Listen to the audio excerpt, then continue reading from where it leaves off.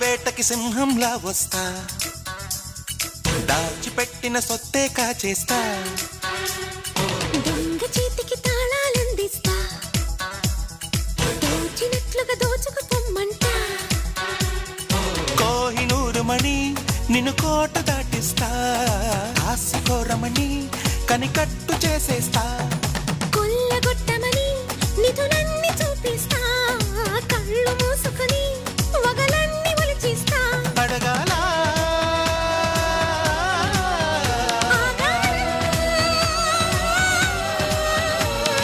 జింక వేటకి సింహంలా వస్తా.